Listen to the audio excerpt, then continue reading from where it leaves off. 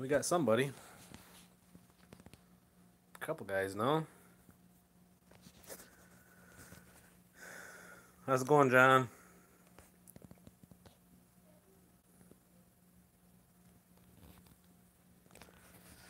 I know this is kind of an impromptu live stream, so. How's it going, Alabama? How's it going, Will?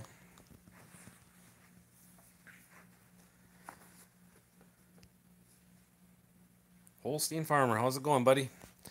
So, yeah, I decided to do a little live stream tonight, being I'm riding out the storm, so to speak. Better than you. Oh, it's not that bad, John. I wasn't very happy with that lean-to anyways, but I didn't want to have to completely rebuild it. I would have liked to have made some modifications to it after the cattle leave, but looks like I'll be rebuilding it differently now. Uh, Good to see me relaxing. How's it going, Ted? How's it going, John? So, yeah, um, kind of wait until after the storm to see what's going to happen. I went back out there just a little bit ago and locked the cows out so they could not go in their part of the shed either because I have a feeling that other part of the roof could come down tonight. So, yeah, fun. All the calves are outside and it's blowing, snow's blowing straight out of the east. So, even if they were inside, they wouldn't be protected from the wind, anyways. Um, are you getting snow? Yes, it is coming down. I wouldn't say hard, but it is blowing like crazy. I mean, you can barely see the shed from the house. Well, thank you, Will. We'll put that towards a cleanup effort, buddy. How much are they calling for tonight? I think they're saying in our area 5 to 10 plus is the last that I heard, but I think they're guessing. I don't know. South of me, about 20 miles, it just stopped raining and turned to snow. We got a little bit of freezing rain here in the beginning, and then snow right away. So I don't know. I don't know how bad it's going to be. Tough luck on the shed. You know, it is what it is, buddy. It's. I'll tell you one thing. I'm not going to rebuild it with those engineered rafters. I'll tell you that. I don't care for them. When I rebuild, I'm just going to take two 2x12s, sandwich them together, and use those for the rafters.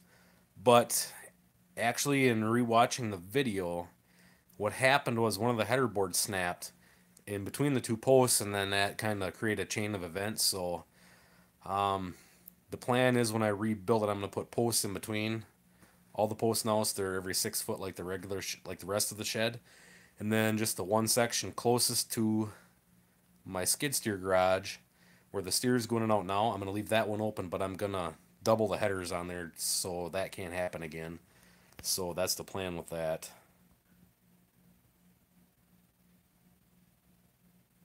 Um, Maybe some beer. I was down to the campground last night having a few. How's it going, Brenton? It's still raining up there. Wow, that's gonna suck. Yeah, it's wet, heavy stuff, John. Hey, King 37. You know, in all honesty, I'm not that upset that it happened. I mean, I am. I didn't want to have to rebuild that before I build a new cow shed, but it is what it is. I'm just glad it wasn't the main machine shed. You know, and we shoveled off a fair amount of snow, and with the way it was creaking underneath there, you could hear that cracking was actually the snow moving. And I thought sooner or later it's just gonna shoot off there, but it didn't just shoot off there, as you can all see. It was coming nice though, but Farm Off Fanatic, boom, $5. Thank you, buddy. Yeah, that sucks, John, but it is what it is. How's it going, cuz? We got about 6 inches of wet, heavy, sloppy snow today. I hope that's all we get, if that. That wet, heavy snow is just so heavy, you know. It's the snow above my shop hasn't come off yet, but it's not as thick there as it was on the rest of the shed. And I've been running the heater in the shop, the big shop, the torpedo heater around the clock. So I'm hoping that snow is melting because the other day, well, actually for the last 3 days, that part of the roof has been dripping. where everything underneath the equipment, the machine shed part of it, hasn't been. So I'm hoping that that snow is not as heavy. But I do feel that the roof above my washroom is stronger than what that lean-to roof was, and it's just 2x10s. So yeah. Um.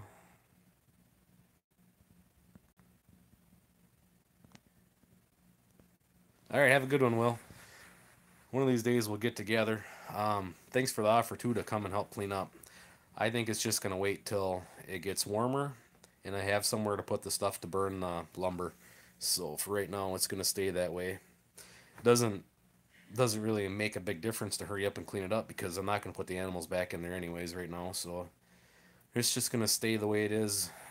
Call the insurance company on Monday, and I'm kind of waiting to see what happens with the rest of the shed. If we get a bunch of heavy wet snow, for all anybody knows, the rest of the damn shed could come down. So I'm just kind of holding off to see what happens. The cow shed, I kind of anticipated that falling, and I wasn't going to call the insurance company for that because I've only got a couple $100 into their part of the shed, that roof. But this lean-to, I know that I paid almost $2,000 for the rafters, plus the steel. You know, when I go to rebuild it, I'll just have to buy the purlins, new rafters, and new steel for the roof. I won't, and then half the posts and new headers, so it probably won't be as expensive, but I don't know if it's really worth calling the insurance company about or not, but I guess I'll call Monday or Tuesday and see what they say. Calling for 4 to 6 and ice tonight. Really blowing. It is howling here. I mean, it sounds like somebody's sandblasting the window right now. Well, Will, I was actually hoping to come up and help you at the resort, not you have to come down here and help me on the farm. How's it going, Clayton? Yeah, Alabama, we do. In like my shed, these engineered trusses in the pole shed are designed for a 9 foot spacing, so up to a 9 foot spacing for a 35 pound snow load, I want to say, per square foot. Well, when I built the machine shed, we put them 6 foot on center, so that shed roof should be that much stronger. But when you start talking 80 plus inches of snow compacted on that roof, that's a lot of weight. So I was starting to get nervous. I've never worried about that roof until this year. But I do think I'm going to build a roof rake for the skid steer this year. I'm going to go down and buy some square tubing long enough that I can make a 40-foot roof rake. Basically, I want to make it so it'll cut underneath the snow and then a tarp hanging down so the snow will slide down that in case this happens again. And I plan on moving the cattle to a different area so they won't be in my way for taking snow off the roof. So that's the plans for this year. But I am planning on moving the cows to a different area. They might just get a windbreak for this year and a roof next year, but it's snowing like crazy and blowing right now. And even if they could go in their shed they have, they would be solid white because it's blowing straight through. So unless they're in a totally enclosed building, it isn't going to matter if they have a roof over their head or not. I think I might just build some calf shelters like what Northern Farmer has, and or like Anderson Cattle Company, some of them guys, just so the calves have a roof over their head. Farmall, it's windy at his place too. Bring it on down, Will. You can park a boat in there. Did I miss Pewview somewhere? I see somebody said hi to Pewview, but I don't. New boat.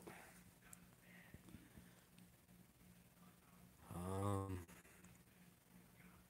the wind's picking up here too. Doesn't sound too nice outside. No, and I just came in from checking on that cow, and I moved them mother gates so the cows they can still get underneath part of their roof, but I only had enough gates to go at an angle in there, so I'm hoping the rest of that cow roof doesn't come down. But if it does, with the length of the roof, it's going to hit them other posts, and it shouldn't really collapse totally. If it does, it should come down slow. So whatever. Windier than heck in New York. Raining cats and dogs in Ohio. Yuck. The boss lady is sitting here in her recliner in the living room. She'll probably be down here sooner or later. We're supposed to get a doozy this week. 3 days. Yes. Praying those educated guesses are wrong. I agree. You know they can't be right all summer long. And now this winter, every freaking big snowstorm they predicted, they've been right. It's so irritating. Even if you could get half of that off there. And see, I'm really hoping that I can salvage most of that tin on that roof that just collapsed. Some of it's bent, but I think for a windbreak wall it'd be just fine. But I'm hoping to salvage all that tin off that roof and use it for the north wall of the cattle shed. And then I have the old steel off the roof from the washroom. I saved that. You know, it's got holes in it, but I think if you go and measure it right and put your girts or whatever you want to call them, we call them nailers, but your nailers on the sidewall in the right spot, you can reuse the holes in the steel. So I'm hoping to reuse a lot of that steel.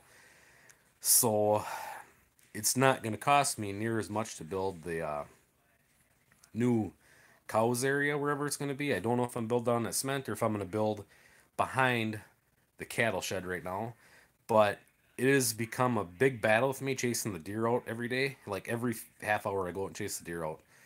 And it's getting to be where there's 50, 60 deer in there at night. So I'm going to have to build something around all my feed to keep the deer out all winter because you can literally see how much they eat at night. And they're eating me out of house and home. Yeah, Ted, that's why I think a windbreak would be just fine. If I built something for the calves to go in and then a windbreak just for the cows, like a two-sided windbreak or something. I think that's all the cows really need, but it'd be nice to have a roof over the babies. Um, I'm northern Wisconsin farmer. I'm talking Tyson up in northern Alberta. I have thought of a hoop barn, Holstein, but the goat dairy across the road had one, and that collapsed last year from snow. And we didn't have near as much snow last year as we did this year. Now, the problem is their hoop shed was just a single tube. It wasn't the truss type. So that would have made a difference. But I priced out hoop buildings from like Farm Tech and them companies, and I don't want to spend that kind of money. I can build a steel shed a lot cheaper, and I want to build it so it's just a monoslope, so it slopes down to the north, and then the south has a higher opening, so it allows more sunlight in the wintertime to keep their bedding warm. And then I think that too would help with snow load because that would help the snow melt off. No need to fear, Ontario A guys here. Hey, Brad. Yeah, what did they say? There's been over 30 of them in Minnesota, and I don't remember what the last count was for sheds in Wisconsin coming down. But it could have been worse. Could have been a whole machine shed. Yeah, I'm gonna call the insurance company, Ted, but I don't know if I'm gonna claim it or not because I have a $2,500 deductible, and I don't know. I guess I'm gonna ask them to see what they say. Maybe I'll see what they would give me, but maybe I won't claim it if it's not enough because I know I can rebuild that for 2,500 or less. So,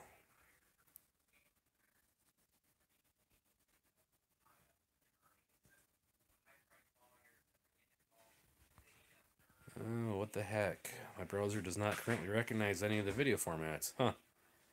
See, if I watch any new videos on Firefox, it doesn't. I have to go on Google Chrome to watch all new videos.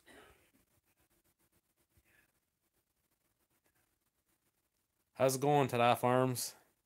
Yeah, we'll rebuild the roof. I'm just glad that none of my calves or cows were underneath there. You're darn right. You guys come on down, bring your guns, and we'll have a big old venison roast. Uh, yeah, I think the monoslope's the way to go. And honestly, when you I shoveled a bunch of snow off the roof, thinking it was gonna be enough because I figured once it started sliding, it was gonna slide off. But that one header broke, and I don't know if I explained this in this video or not, but if you watch the video closer, you can see that one of the header boards broke on the outside, and when that broke, everything just kind of collapsed. So I don't. It wasn't that the roof wasn't strong enough. It's that one header was weak. So I think if I would have went and nailed up another header board underneath it quick, that would have saved it. But it is what it is. When I rebuild, I'm gonna put posts between those. So there'll be a post everywhere there's a rafter, except for the 12-foot section next to the shed or next to the skid steer garage where the steer's going out now, because my plan is to use that first section for putting my firewood in, and then the rest of that shed I'm probably just going to park the planters in there, and during the summer probably like the 40/20 in the mixer or something in that end, because or I'm going to put hay and bedding in there, I don't know for sure. Be able to view when the live stream is over. Oh, that's kind of weird. Yeah, the shed part of the lean-to fell in. 24 feet of the lean-to caved in. Yeah, Ed. I just thought I was gonna make a cool video of that snow sliding off the roof. Because when I first walked through the shed, I was going to check on that cow, and as I'm walking through, I mean, I jumped. It's like, what the heck is that sound? And I ran to the back of the shed, out the back side of the shed. And I stopped and I went back and just listening, and it's the snow was moving. It sounds like cracking, but it was really just the snow moving. So hey, I'm gonna record this quick, and I didn't know if the camera was gonna pick it up because it was really windy. And I went out to check on that cow and I started recording because the snow was slowly coming out. I thought, this is pretty cool. I was waiting for the whole thing to come sliding off. I was gonna get that on camera. And no, we got more than we bargained for on that one, didn't we? Holy cow! And yeah, there was more choice words in my mind than what I said. I had a few comments on Facebook about that, and I'm trying to keep it PG. And yeah, and Ed, I'm glad the cows came out when they did, because they came out just a minute before that collapsed. I don't know if there is, John. NRCS is supposed to come out and look at possibly doing cost share on a heavy use pad for feeding my cows on, so they're not being fed in the mud. And being I live on a river, they like to build like a catch basin type thing, so there's no potential runoff from my pad in the spring to the river. So that would kind of help me with funding for that, but I don't know. We're gonna sit down and see what they would do, whether they have some crazy idea or if they can do it simply how I want to do it, because I try to do things simple. How's it going, TNR? Here, there was a huge shed fire down the road from us a few weeks ago. That sucks. Hey, BTO.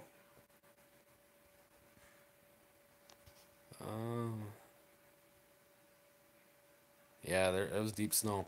In that big pile, I could basically walk up the one pile right now and be on the roof. It's crazy. How's it going, Minnesota Dairyman?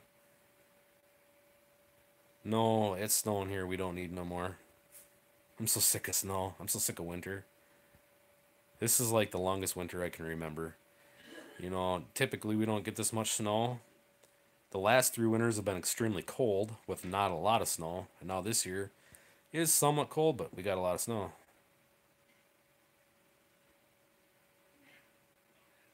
Yeah, that's a good idea, notching the headers, but the header actually broke right in the center. So, because I have two 2x6s for the header, and that center rafter between them, it actually broke in there.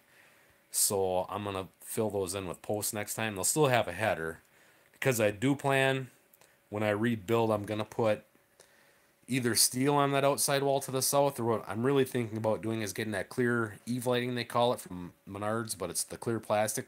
That way sunlight can shine through, but it'll keep the snow and stuff out, because I'm planning on storing more feed and stuff inside. Yeah, it's snowing here, Tom.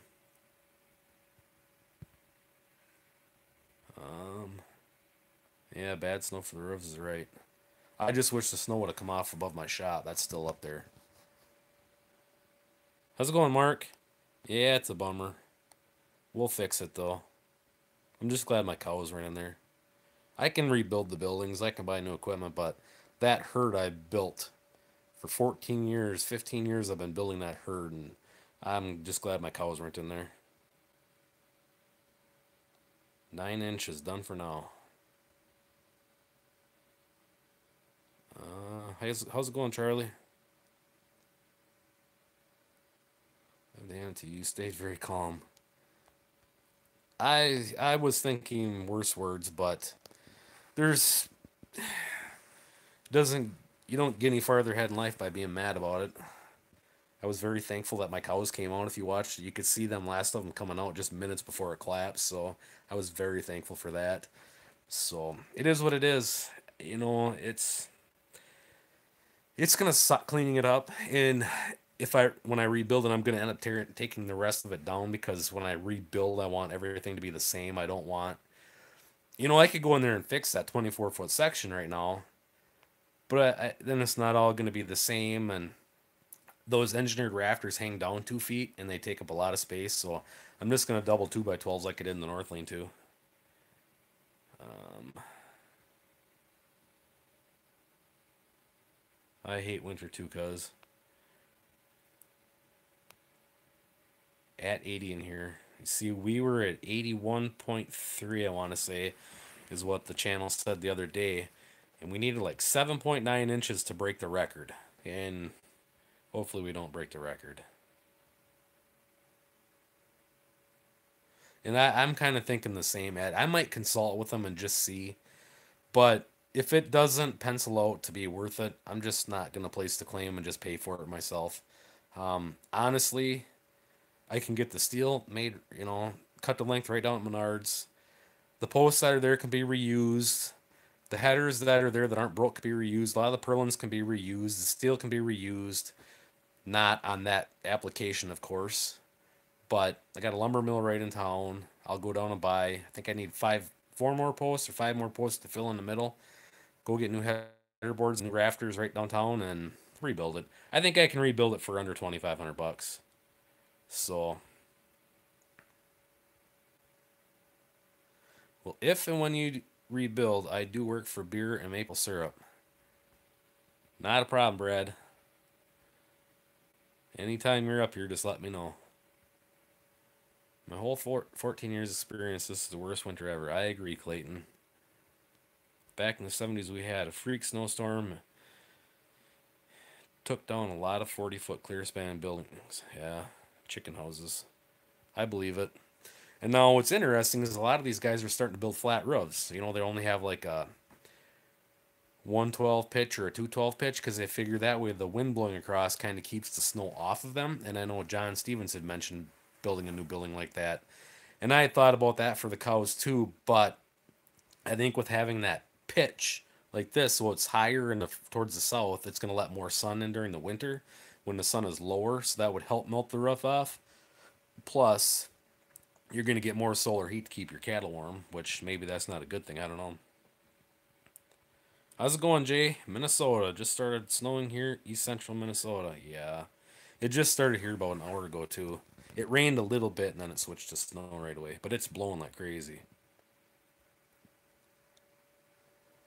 Ted, the snow piles, I can walk up the snow pile and step on that roof. It's level now with the roof. Um, and I want to say that that tin is about 11 feet off the ground. So the pile's about 11 feet tall. I'll probably have calves on the roof tomorrow. I know you'd help me, cuz. See you, Clayton.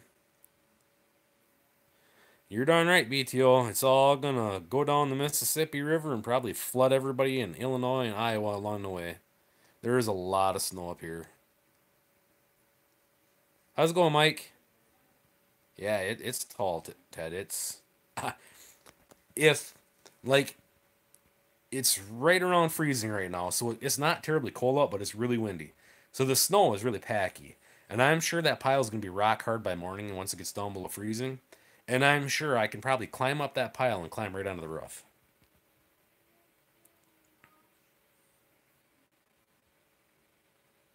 Yeah, Ed.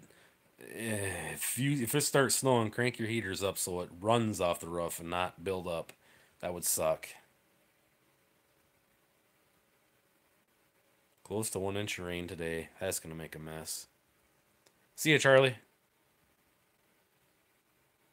Supposed to get 3/4 inch of rain tonight. 56 degrees tomorrow. Yeah, you guys are gonna have a lot of mud too.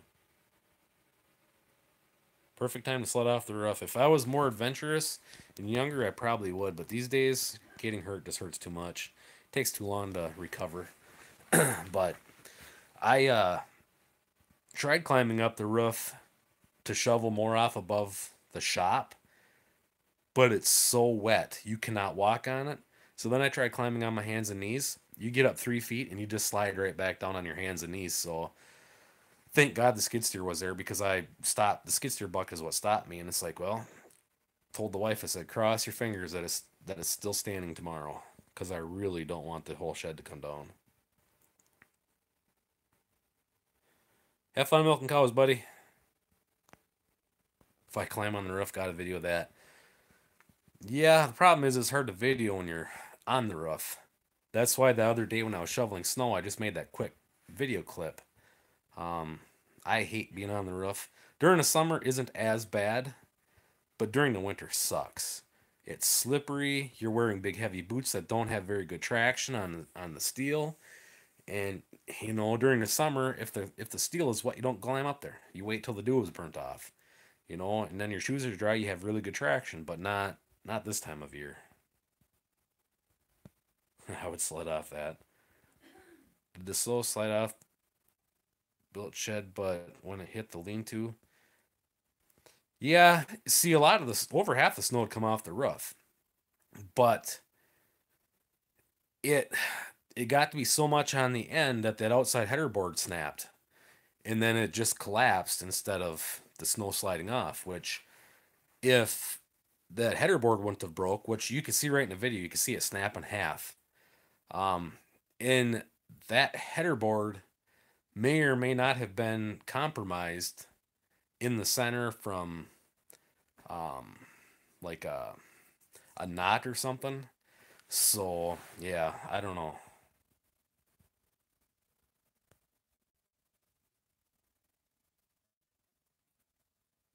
No, Billy, the thing is, those are engineered rafters. It was built the way when I had those trusses built by the truss company, we told them how we were building it. It wasn't the truss that broke, it was the header board that broke. How's it going, Chris? How's it going, Corey? Yeah, he's punishing me for running John Deere tractors, all right. How's it going, Landmark? Um, Actually, Corey, I'm pretty sure he knows that I was very unhappy with that lean-to and figured this is a good reason for me to rebuild it the way I want it instead of using them stupid engineered rafters that take up so much headroom. Once we do it the way we want to, there will be more room for more hay in there, and I think we're going to use it as a bedding shed probably. Uh, Chris is finally home. Yeah, no reason to get upset, right, Corey? My cows are all safe. That's the most important thing. So, God loves John Deere's. Yep. So, it's no reason to get upset about it and cry. We just rebuild it. But no, Billy, I would not pay somebody else to build it for me. I'm quite capable of building my own stuff, and I see no reason to spend $15,000 to build something that I can build for 2,500. Nice looking planter, Landmark. Landmark, get a new planter that I didn't see. I forgot to silence my phone before I started live streaming. No cows were hurt. No, they weren't. That I am very thankful for. The cows are insured too, but how do you insure a line of genetics that you made? You know? That's right. It takes a long time to get a good herd of cows. No BTO, no more calves, and I'm gonna go back out and check as soon as I'm done live streaming because those 3 cows are. They'll probably calve at 2 o'clock in the morning in this nasty crap.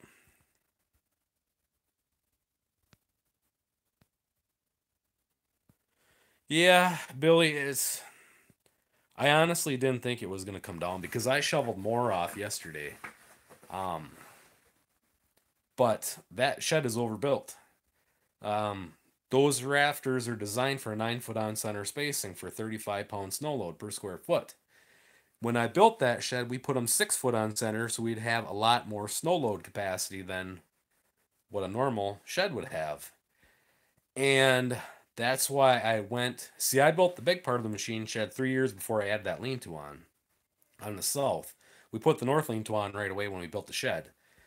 And I knew in the first 3 years that the south side carries a lot more snow than the north, because here the wind is always out of the northwest, and as the snow comes up that shed roof in the wind, it swirls and makes a snow dam or a drift on the south side.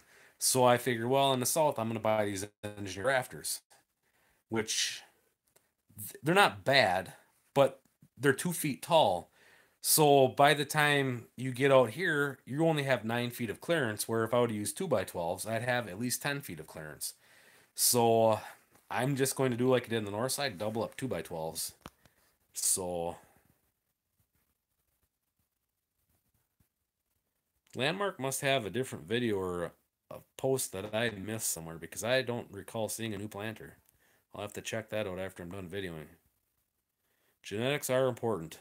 They are, especially when you start your herd with 2 cows or 2 heifers that you bought from your dad, and your dad no longer farms and retired and now lives up on a lake. So you really don't want to lose any of those genetics. Finally went to Menards for the first time. Pretty awesome place, man. Well, Chris, I'm glad you went to Menards. Um, my neighbor across the river is one of the owners of Menards. He is the son of John Menard. So, fine, Corey. Go spend time with your wife. Waiting for the snowstorm, aren't they? Probably. Not enough time in the day. I agree with you there, Landmark. I'd love to see this Menards everyone talks about. Well, Ted, when you come to Wisconsin, I'll take you to Menards. There will be more time in the day tomorrow, Landmark. Yeah, I've already got people asking me what I'm gonna do or I'm gonna start cleaning or whatever, and it's like I'm not gonna start doing anything with it until spring. That way, when the snow is gone, so I can kind of separate everything out and put all the lumber in one pile and burn all the busted stuff and try and stack the tin when I take it off the roof in a nice spot so I can reuse it when we build this new cow shed. Because I'll reuse that old roof steel on the walls. You know, it's just got to block the wind from the north, and then I'll just put new steel on the roof. So, snow shredder roof cleaner on YouTube, cheap and seems to work. I'll check that out, Ed. Um, there's one on Facebook. In it, they show it. It's up in Alaska. Me and the wife are looking for it because we have 2 roof rakes. We have one that's all aluminum one with a canvas type slide thing, and then she just bought me a new one the other day. It's Avalanche. It's got a blue plastic which works all right, but like on the house you can get 3/4 of the way up to the peak, but on a machine shed you can't get that high. And it works if you stand a skid steer bucket, but a lot of times you gotta be able to walk back and forth to run those. And there's one on Facebook where it has a yellow plastic, hard plastic that the snow slides down on, and I would love to find one of those for like the house and stuff. But I'm going to build something similar for like that for the skid steer. I'll call Osio Plastics and order a 3 or 4 foot wide piece of plastic, 20 feet long or whatever, and make it so I can slide it up underneath and cut a 3 foot wide chunk or 4 foot wide chunk and let that slide down, then go back up. And there's a lot of guys that are building them now after this winter. Yes, got spring fever bad.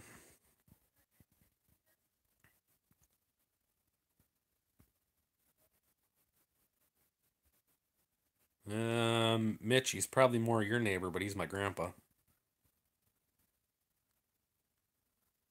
Sucks when you can't fix that barn right now. It does suck, but cows don't have to have a roof over their head. And, our plan was to build something new for the cows, anyways. And then we would have more places to put dry hay inside because I'm really getting sick of my dry hay being outside. And this is just more reason to do something. Got a taste of it today. Yeah, Ted, you're lucky up in New York. Yeah, and that's the worst thing, TNR. It's gonna be super muddy this spring.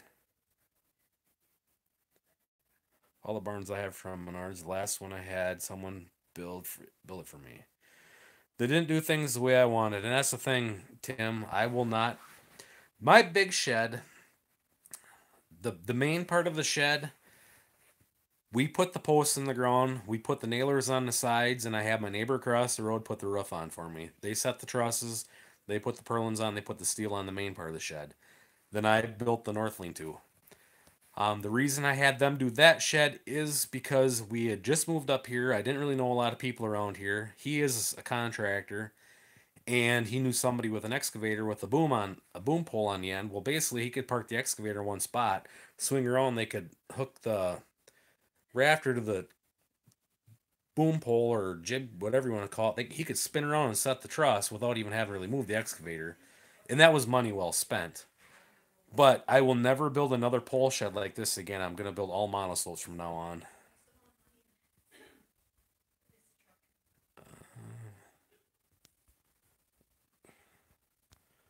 How much hay do you need a year? Um, it all depends because I kind of feed corn silage and hay to the cows, but the plan is next year to switch to all just hay for the cows and then TMR for the calves because I want to start out wintering the cows in the fields again instead of having all this manure to haul in the spring. So I'll probably need at least 400 bales just for the cows. Those will be 4x4 bales, so approximately 6 to 800 pound bales. If we all had Jeff Raymond's weather, we'd be sitting pretty. Laugh out loud. Yeah, Jeff Raymond, he's but down in that area they're fighting tornadoes today, so I don't know. He's lucky that he doesn't have all the snow that we get up here. It is going to be a sloppy mess.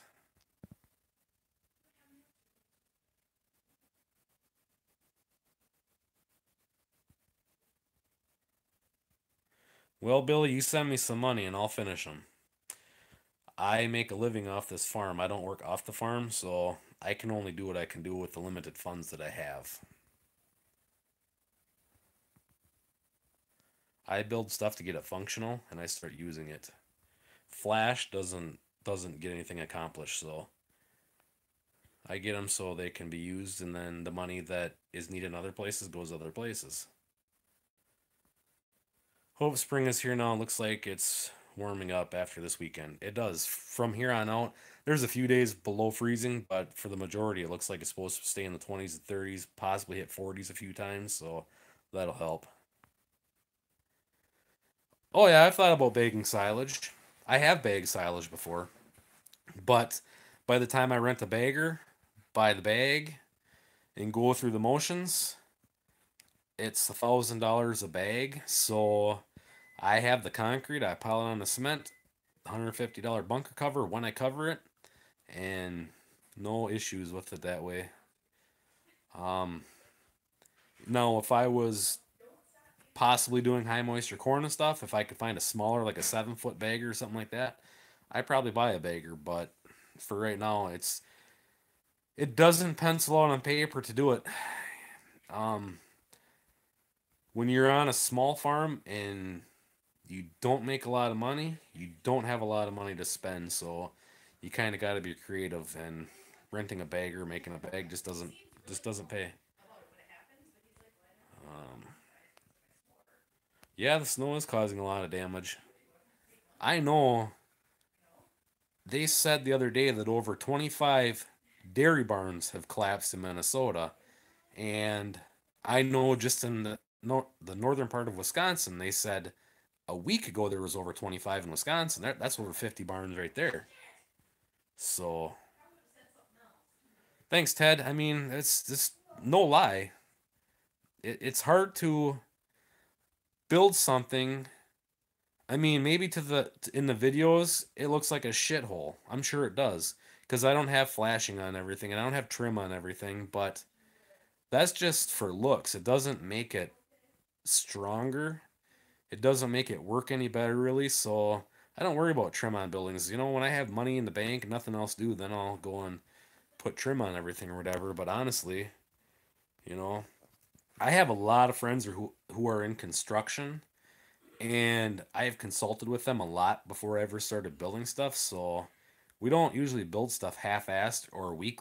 It's that header broke, and it was probably a bad board. You know, We haven't had snow like this since, what the hell did they say, the 70s? So, yeah.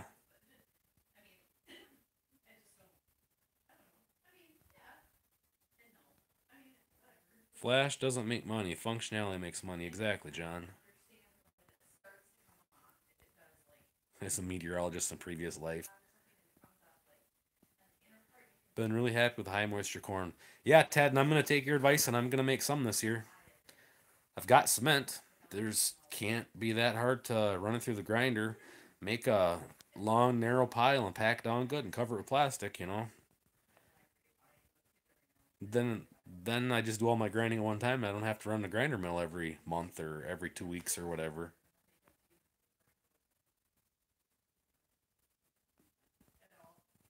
Yep, you're right. We got to watch every penny we spend. Um, and you know, my farm and my videos aren't high quality, flashy videos like some of these guys make. You know, I kind of show how it is, and people like me that don't make a lot of money but they want to farm, you can watch my stuff and get some ideas and maybe how to do it yourself and save some money and actually get something done for yourself and do it without spending a lot of money. I mean, sure, I could go get another off the farm job, but the problem is, then everything here goes to pot because you're never home. You're always gone to get a job. So the other way, I had money, but I could never get anything done at home the way it should have been. You're always fighting the weather. It never fails when you're not at work. It's raining when you're at work. It's perfect weather for making hay. Um, if I'm at work all the time, by the time you come home, you don't always want to work on your crap at home because you're wore out from the whole week. Well, I'm always home now, so now I have the ambition to do everything. I just don't have the money, so I do it as I can afford to. It's just the way it is. That's why I say the cow shed this year is probably going to be just a windbreak, which in the end will be the back wall of the shed and the east wall and the west wall.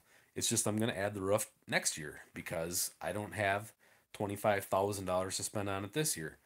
To set the posts in the ground for the walls, put the nailers on and the steel on those is about a third of the cost. The roof is the more cost, the most expensive part because you need the longer posts in the front. You need a lot heavier boards for the rafters. You need all them purlins, You need to buy a lot longer sheets of steel. So do it in baby steps. Here, BTO. I'm gonna have a few of those tonight.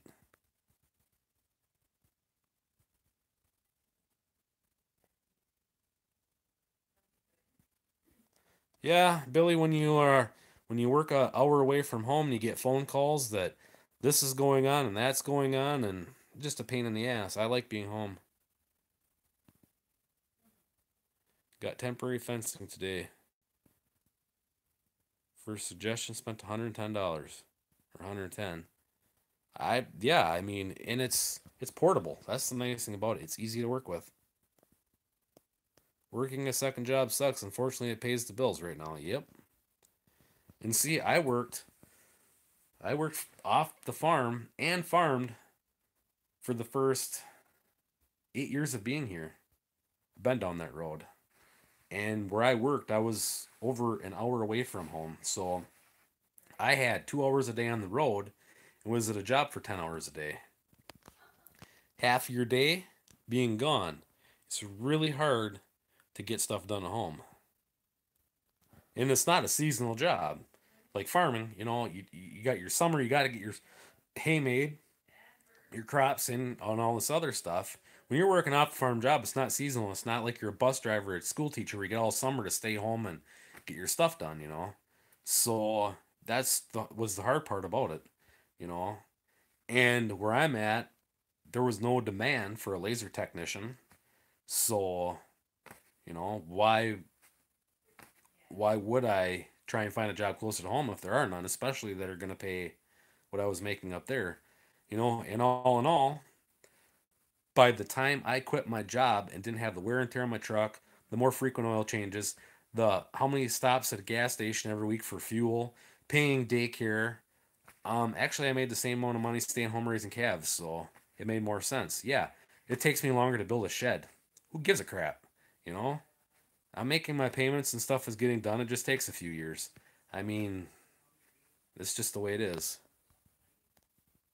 And if I made more money and built everything all at once, what am I going to make videos of next year or the year after?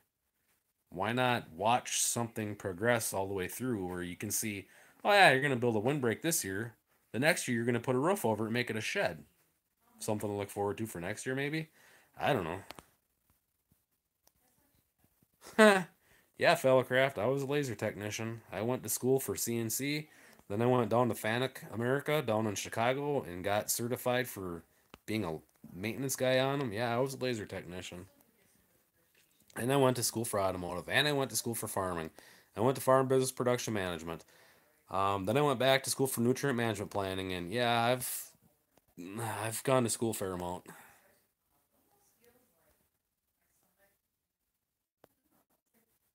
Yeah, John, it's and I do help off the farm once in a while. My cousin needs work in a shop. I go help him split tractors and stuff like that. But it's not an everyday thing. I don't have a 9 to 5 somewhere, so it's a job where I don't have time today. Can we do it tomorrow? It's not a 9 to 5.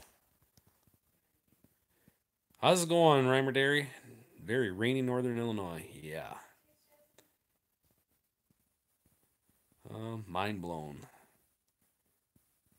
Also helps live 3 miles from work. Yeah, you're right, cuz. Used to be a cheesemaker. That's pretty cool.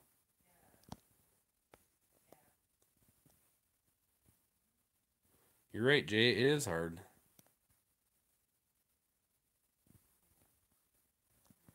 Yeah. Well, Billy, I have a lot of knowledge and a lot of schooling that I went to school for. I actually do use my nutrient management planning. I do that for not only me, but for other farmers. So, and then a lot of the stuff I went to farming school for was for soil. When you're talking soil, we're talking organic matter, you're talking soil fertility, soil health, all kinds of things. So I still use a lot of that. But no, the laser stuff, the CNC, I don't anymore. But you know what? I could get a job at any time having that experience. So, um, yeah. And actually, a lot of my schooling for the CNC and for laser was paid for by the company that I was working for. So I don't actually have a lot of money into that schooling. The farm schooling I do, I paid for all that. You strive Zamboni. That's right. Never left in time for the farm. How's it going, soybean farmer? One of these days I'll get back to the nutrient management thing. I made a video of it and then there didn't seem to be very much interest in it, so I kind of didn't make any more about it.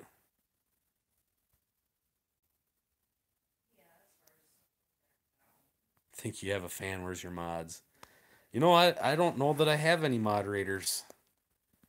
Um, how's it going, Minnesota Oliver? How's the weather over there? You guys getting this crap too? So so yeah, call the insurance company this week and see what they say about the shed. And who knows? Maybe they'll give me a decent amount of money for it and get it rebuilt right away. I don't know, but it is what it is. We'll get it fixed.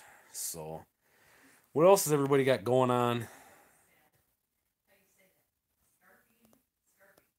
Just got home from work and you're streaming. They can take. They can't take your knowledge. It could be useful farming since we must know how to do everything. Small farmers can't pay people to do things for them. Every penny counts, exactly. And that's why I build everything myself. That's why I fix everything myself.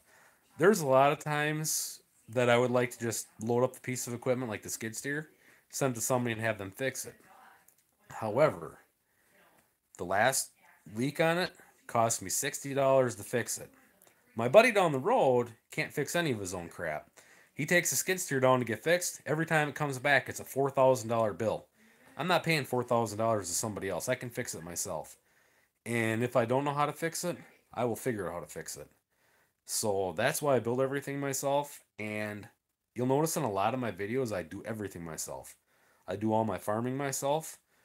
I have help if I need it. I can ask my wife or my kids, but I basically do it myself. I build everything myself. I have yet to build a shed here other than this lean-to that collapsed with any help.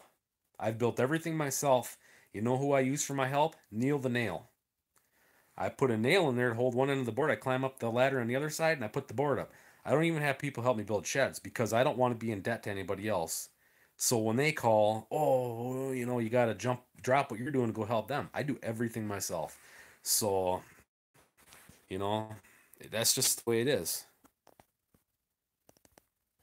Got done playing with the new chickens. Have a good one, Prats.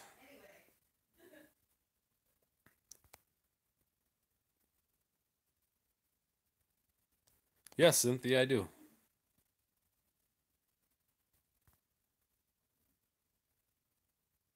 Yeah, you have to, right? I mean, the more money you save by doing stuff yourself is the more money you have to spend on other things. So have Devin fix everything. I'm a gopher. Well, whatever it takes. Exactly, Ted. You can't pay to have everything done. Exactly, IH. Worked on the 1086 today, getting closer to having it ready for the spring. Good deal. Drinking. Nail, cheap labor. You're darn right. And actually, anymore, I use deck screws now with the square drive because them things are awesome. They're like pole barn screws. You just use them for everything heavily. Thank you, Cynthia. I went back to the green dealership and will premiere tomorrow or sometime this week. Cool. That's right. You're paying yourself. You're paying yourself for fixing your own stuff.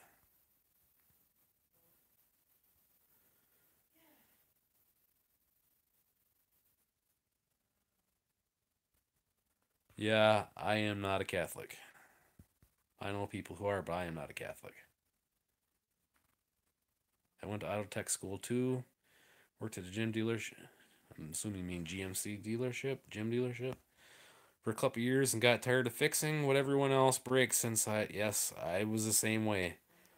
When I graduated high school, I worked in a garage for 4 years before I got into the metal fab business.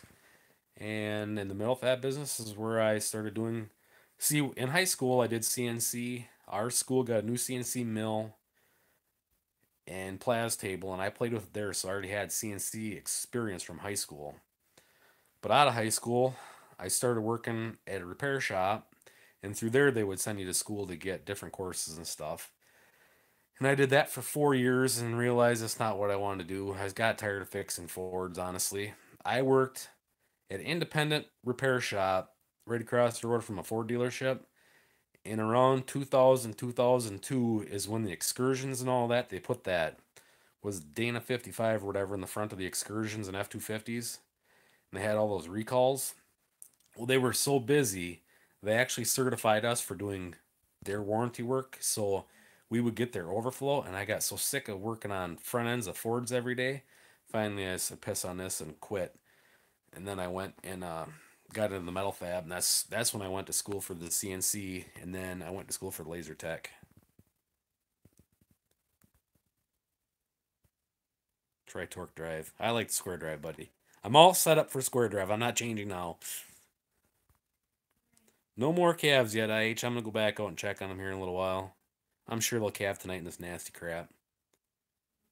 They left 8520 unlocked. Sweet.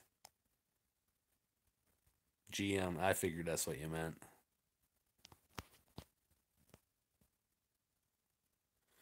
What is your ministry? I know a few people who were Catholic and they changed to Lutheran or Baptist or whatever else it was. They weren't Catholic anymore.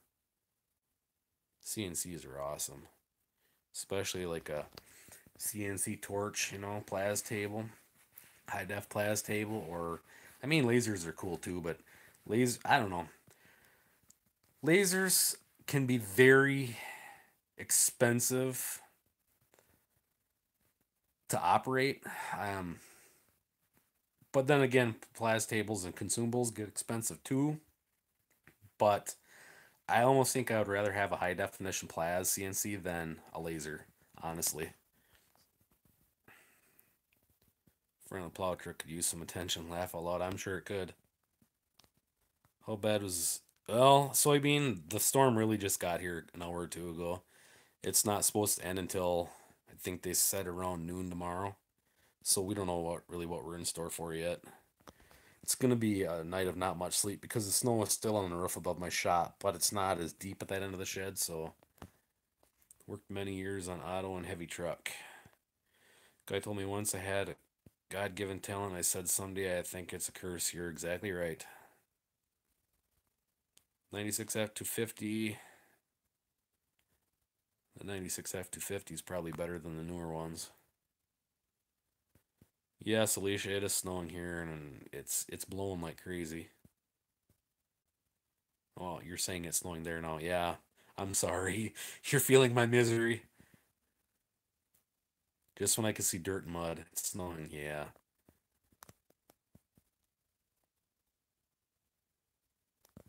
See, Ted, I think you have like a hypotherm.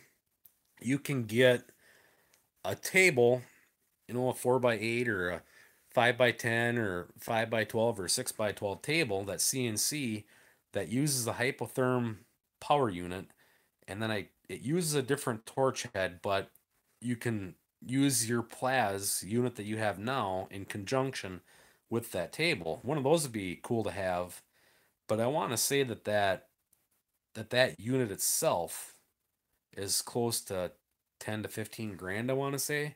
I can't remember now. It's been a long time since I looked at one because I wanted to buy one too to have at home, but cows and calves in rainy weather isn't good. Thanks, Mitch. No, it's not. But I would rather calve in snow than calve in the mud or the heat this summer. So we got to sacrifice. And honestly, we've had really good luck calving in the snow. And having that calf warmer is going to help a lot, with getting calves dry. I think it'll work faster than bringing them in the shop and putting them in front of the torpedo heater. So it is what it is. I like my calves being, by the time the cows go to pasture this summer, I like the calves being up and on their feet and running. And people have questioned me on that in the past here and asked, why in the world do you calve when it's this way? And, really it's the mud. I don't want to calve in the mud anymore because I lost calves in the mud. They get stuck in the mud, trampled in the mud, whatever. Mud harbors a lot of bacteria. And once you start getting mud, you start getting flies. Flies carry bacteria and bugs and disease. So in the snow, I don't have to worry about those things. And when we're calving right now, by the time our cows go to pasture mid-May, end of May, the calves are already up and running. They're not in that laying and hiding stage yet. Um, and the reason I want them up and on the run is because about 6 years ago, I actually had a bald eagle kill a calf. And I don't know exactly how it killed it, but I know I came across it within an hour of it killing it, and the eyeballs were gone and the stomach was ripped wide open. So that's why I don't want my calves that young on a pasture. Where they are calving now, it kind of sucks right now this time of year calving, but I don't have to worry about them when they're on a pasture. They're already up and running. I don't have to worry about the wolves as much. I don't have to worry about the coyotes. You know, we've been having cougars sighted here and on cameras, but I don't worry about them quite as much. Sometimes it pays to read directions. I'm tired of the mud. I'm sure you are, because you guys have mud over half the year down there.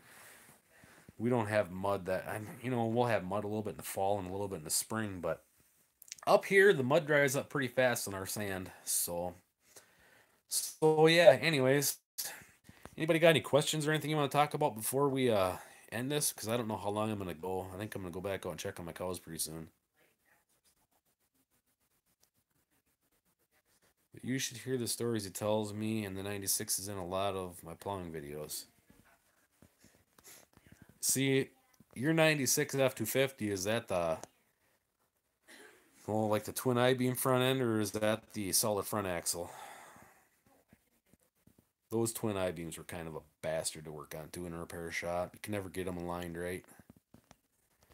If you put a couple square bells in the back end of the truck, the front end would lift up and they'd toe in or toe out, or caster in or caster out, camber in, camber out. It was such a, I hated them damn things.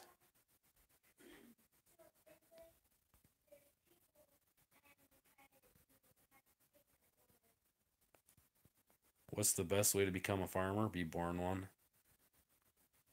It's not easy to become a farmer if you're not born into it because everything is so damn expensive. And every day you go to bed wondering how you're going to make it through tomorrow because you don't have money, or this is wrong, or that is wrong, or it seems like everything is fighting you in every step of the way. There's a lot of people, though, that did not grow up on a farm that want to be a farmer, and I wish them the best of luck. And I've actually watched a lot of people who didn't farm and they started farming and they didn't last very long because they're like, this is stupid. The idiots that do this, I can't believe they're still trying to do it. Watch out, Ted P. Make sure the doors are closed. Turkey vultures land next to you. How's it going, Elizabeth and Jade? I thought about putting a cab back on the 4020, but I think we're going to buy a new cab tractor before winter with a loader for feeding next year.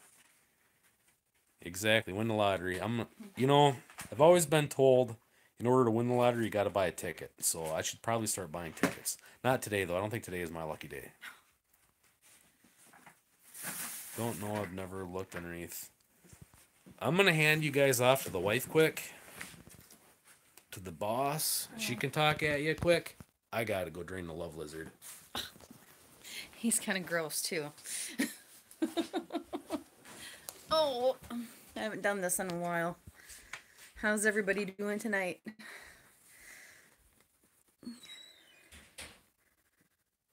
Oh boy. You got some questions that I don't have answers to. Using.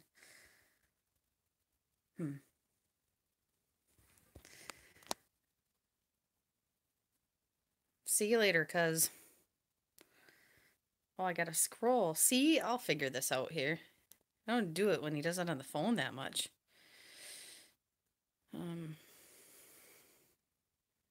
Yeah, exactly. With making money, having a good banker, that helps. Not very helpful right now. Well,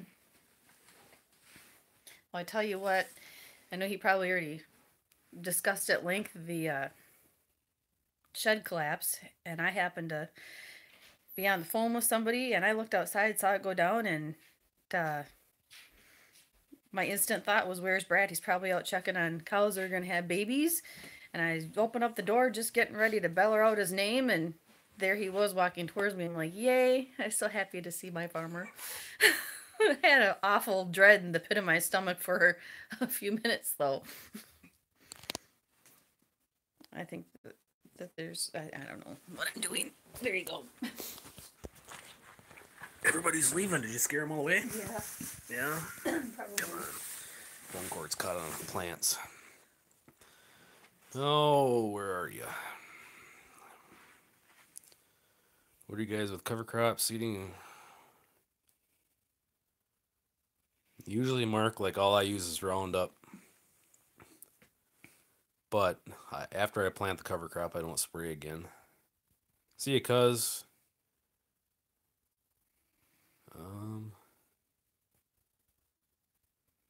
Be careful up there on that building, yeah. I don't know if you guys... My finger's in the way. Dang big finger of mine. Have a good banker too, exactly, Ethan. I try to not use the banker any more than I have to. It actually seems like the banker just gets you in more trouble. Do you see that soybean farmer said hi? Hi, soybean farmer. Pain putting that cab on. It's not terrible. The worst part is the front cab mounts. You got to pull the bolts out of the transmission, the bell housing on the tractor, and get that set right. But it's not hard putting the cab on. The problem is that cab is missing the rear window, And I'm pretty sure it's probably got a beehive inside the heater the size of the state. Hi, Mrs. Brad. Mrs. Brad. Ted Pewview says hi. Hi. Minnesota Oliver Deer says good. How about you? Mike P says hello. IHUS says hello. Great. How are you? Mark says hi there. I am Melissa, and yes, Melissa is a awesome person to be. Well, actually, Don't get so full of yourself now. yeah, I'm just Come kidding. on. Right now, I guess I maybe wouldn't feel that way, but it's a good name.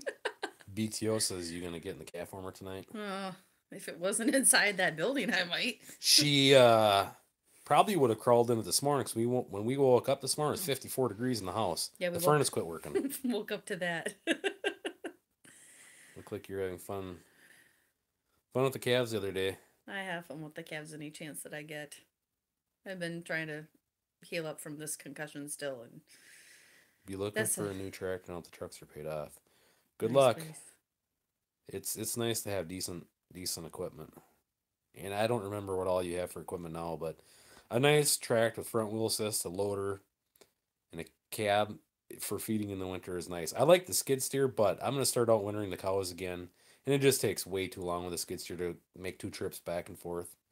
So I love my skid steer, but I want to find like a 5000 series John Deere, or maybe even a little Kubota like what Ted Pewview has, something like that. That's big enough I can pull a smaller TMR mixer if I buy a trailer type. Big enough that I can still use it for grinding feed. I can take 2 bales of hay out to the pasture at one time for the cows. So, hope Osley didn't stick around long. She's still here, Ted. What type of Cab tractor are you looking at? I'm looking for like a 5420, 5425, 55, 2025, something like that. Or I might look at a Kubota. I don't know. After watching Gerald Farm's video on that T475, I looked at them the other day. But everybody says John Deere's so expensive. Look at them New Hollands. They aren't any cheaper than a John Deere. So it's just a matter of finding one close enough. What's happening with school? I graduated on January 10th. I had till the end of February, and I got done early, and I'm very thankful for that because about 2 weeks later, I got in a car accident. So it would have made finishing school a whole lot more challenging if I hadn't gotten done then. So yeah, I'm done. And now she's off work until we don't know when. Till further notice. And it's funny because I kept saying when I was in school, with working full time and trying to bust through school as fast as I could, that I just can't wait until the day that I can just sit around and do nothing and not have to use my brain at all. Well, guess what? Sometimes your blessing or your sorry, words are hard sometimes. Sometimes your prayers are answered in ways you didn't think that they would have been. I shouldn't talk very much. Not that smart. You're intimidating. Not intimidating. I just don't know how to run the technology. Yeah, everybody needs a banker now and again. It was a beautiful day, but it's supposed to snow tonight. It's snowing. Nobody wants and any of the rest of anybody else's snow. No. You know that snow comes in the dictionary between shit and syphilis. Just saying. How's it going, Tom Jones? It's better than having water in the furnace. Oh. Yeah. That'd be a problem. I don't know what. See, ours wouldn't turn on. And I'm like, well, maybe we're out of LP. Who knows what? So I went to flip it on so it would go on wood stove. The fan wouldn't even turn on. So I went in there and dinked around, turn it off, turn it back on, turn the main power off to it, turn it back on. Still wouldn't turn on. So I ended up flipping the valves to turn the hot water on from the wood stove. And then I had to go down and push the manual button to get the fan to kick on to warm it back up in here. And then, of course, on Saturday, we called the local furnace guy or whatever, and he come out and he put his hand in there and it fired right up. So we're not for sure what's wrong with it. He was just got the numbers off of it, so in case he's got to order parts, he can find some parts. And I highly recommend if the furnace guy asks you a question like, "What kind of furnace do you have?" and you can't figure it out, if you figure out what it is, you just take black magic marker and you just write all over your appliances because Yeah. when your husband leaves to, go outside check on cows and the manuals look like they're 50 years old, and you're like, I don't know, Yeah. In the name isn't of the even on it. furnace isn't even on it anywhere. Not in the serial number, nothing. It's a generic. Good equipment makes all the difference. It sure helps. Mm. Can't decide which way to go. There's too many options. That's about Right it. here. Yes, you the man.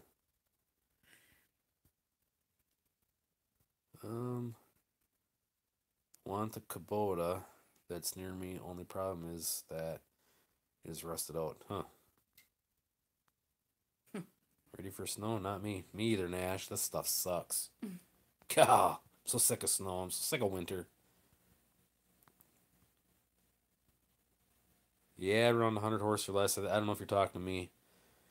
Me, Tina, or not, but yeah, like a 55-25 is like, I can't remember if it's 85 or 95 PTO horse, or maybe it's 75 PTO, and like a 54, I think, is 65 PTO. This is a school teacher, so is my wife. I'm not a school teacher. I'm a registered nurse. I just finished my bachelor's degree so I could continue to keep being a nurse because that seemed like a smart thing to do. Yeah. How's it going, Bandit?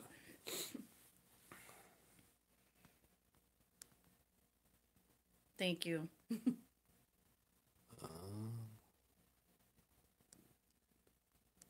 Mark Cornell, he must live in like paradise over there. Nice weather today. I swear, man. Rain and high wind, he says, though. Delivered round bales. Fun. A minute. Your wife's finishing her RN too, and she has the same name as me. Yep. Weird. Yep. There's a lot of commonalities here. Yep. Married farmers, and they're farmers, right? Yeah. Well, Ted's getting to be more of a farmer. He's a town patrolman, Oh, basically. so he stops in for coffee and cookies at certain houses, Probably. like our town patrolman.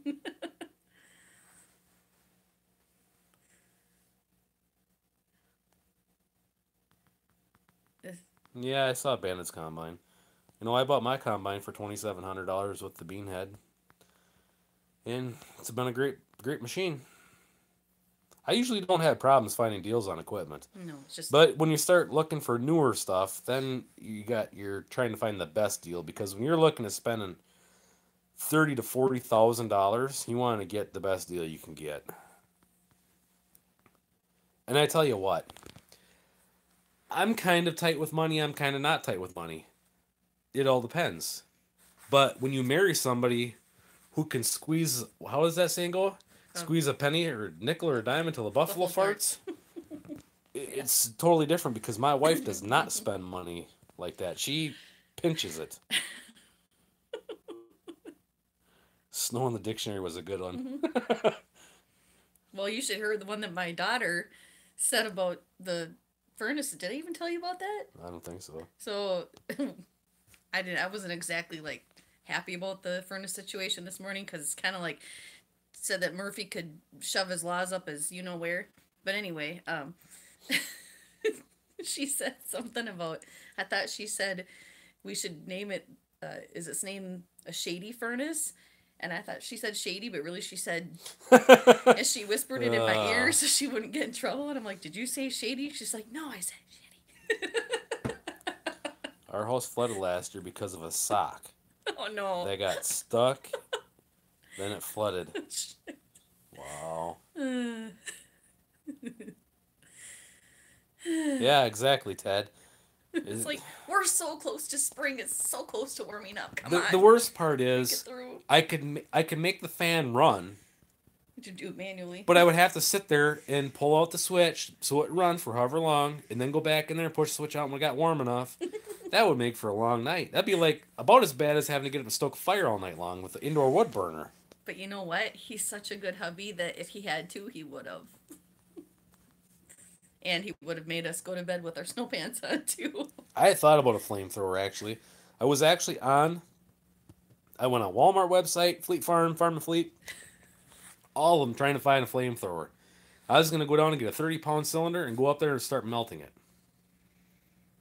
Everybody was sold out. Mm. Everybody was sold. They were on sale at Farm and Fleet. None in stock. Yeah. They always put stuff on sale when it's not in stock. Yeah.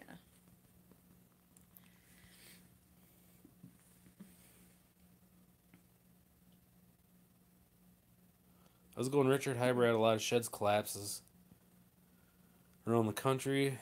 I live south of Osseo. Yeah, our shed, the big part of the shed I think is going to be fine. That lean-to went down or whatever, but it is what it is. How's it going, young gun? How's it up in Canada? You guys getting any snow and storms up there too? Stop sending it down here to us if He's not in that part. He gets after. Shoot. He gets like our leftovers. Okay, well never mind. We're sorry for sending our stuff your way. How's it going, Josh? Just got here now. Yeah. Up where you are, Nash, I don't know if you're gonna. I think you're kind of in like the 3 to 6, and we're in like the 6 to 10 or something. I don't know. They change it so often. Thinking they'll be wrong. It'll just peter out. However, the problem, I need utility and ease of use. Sometimes a smaller loader tractor is more handy. It's nice to have a big tractor, but they're so big and hard to get around. There's a lot of spots you need a smaller, more utility type tractor to get in and out of. Yeah, I want a 7410, but I don't want one with a loader on it. I want one just for sitting on the round baler and the chopper. If I wanted a bigger tractor with loader, I would honestly just go buy a loader for the 64, buy the joystick kit and the Power Beyond or whatever in the back, or not. It's not the Power Beyond, but the controls for the back for the loader. But in pricing, to buy a decent loader for it and to buy the joystick and everything, I'm looking at $12,000 to $15,000. And try finding a used loader that's not junk. You're still almost $10,000. So it's like, I'll just put that money towards another tractor because I can use another tractor. And honestly, if I buy a 5420 with a loader, for right now, I would keep the 4020. But when I do go to buy a 7000 series, the 4020 is going to get traded off on a 7000 series because I don't need 4 tractors. I'd love to keep the 4020, but yeah.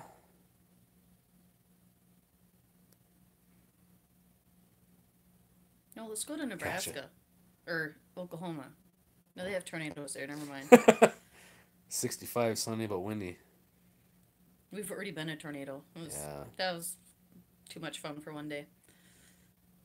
I'm a wannabe farmer, he says. Hey, whatever works. Carl says, boss lady, good evening. Hello. You're doing fine. Got to start somewhere. Yep. That's right. Ted, you say you're a wannabe farmer, but you're not really a wannabe farmer. You are a farmer. Mm-hmm. You've got animals. You've got land. You are farming. Mm-hmm. So it's not really a wannabe farmer, but at least you're doing it. Yep. You going to meeting on Friday? You guys got sprayer meetings again, or? My wife goes through money like beer. I wish somebody would just bring beer. At this point, like, I wish somebody would just deliver beer here. We have no beer. We're all farmers, just at different levels. Yep. Mine too, Tom.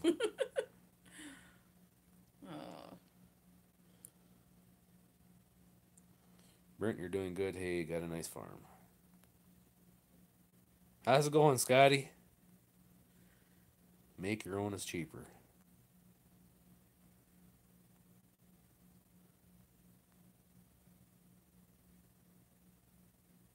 Of course, they will make more money by guys ordering them at the regular price. Yep. R. Kelly released from jail after child support was paid off. Okay. My in-laws actually own it, so that helps a ton. That's right. because anymore most people can't afford to hardly buy any property. Yeah. At least you can get started because I honestly think that if you can get your herd started and get equipment and everything purchased, that by the time you go to buy property, like real estate, the banker is going to be more apt to give you money versus if you're just Joe Blow and Nancy that walk in the bank and say, "Oh, we want to buy this farm," but you don't have any cattle, you don't have any equipment, you don't have any assets whatsoever, unless you have a big fat savings account. But I think it'd be easier that way.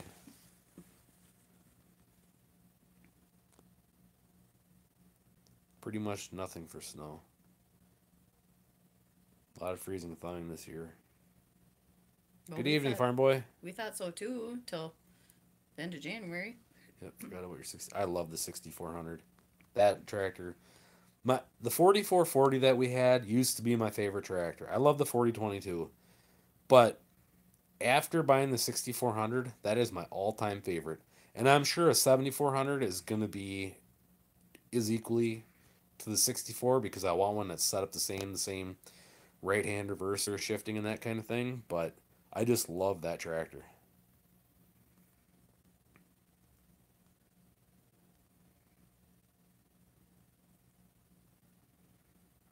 In case somebody told you you're right. Ship 4020 to me. Scotty, if we could find a trucker to haul a 4020 and a 213F flex head, the 4020 and a flex head could come down to your guys' place. Because I don't plan to do beans anymore, so your cousin could have a flex head for his 3300 combine, and you could buy my 4020. And that 4020, I'd have to take the hood off to see. I can't remember what the hours were on it when we rebuilt it, but I don't think it has 2,000 hours on it since we overhauled it. Good times. Have you done work in your 60? During the antifreeze of it a couple weeks ago, that's all I've done. Kind of waiting on some, things closer to spring. Money's a little tight right now. Never have too many tractors. No, you can't, but I don't know. Sometimes you just got to say goodbye to some. Tornado this week, maybe. Yuck. Loving every minute of it. How's the greenhouse coming? I don't know if he's talking to you or somebody else, but no greenhouse here yet. That'd be awesome, though. You're darn right. Maybe not with all the snow right now, because that probably wouldn't have done very well for the roof, but... What brand of knife do you like? I don't know who you're talking to there, Minnesota, but... The only knife that I have a buck knife, obviously. That kind of knife? For hunting, and then I have, I don't remember what they are, Faberl or whatever, the cheap fillet knives for fishing, but... Leatherman. I get the Leatherman Wave. This is like the fourth one I've had in my life. Instead of turning them in to get them warranted when they break, I just buy a new one. That's the third or the fourth one I've had. Fertilizer and chemical, meaning I thought so. Pretty sure soybeans combine only has 1,200 hours. It looks pretty low-houred. What's the savings? Or Bandits combine. I don't remember. Did I say soybean farmers combine? I don't know. Bandits combine looks like it only has 1,200 hours on it. It's a savings account. What's that? Go down or up or whatever. I haven't been that far yet. TNR.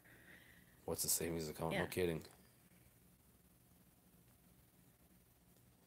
Yes, I plan to plant cover crops the rest of my life. I'm going to try and do a few different things this year.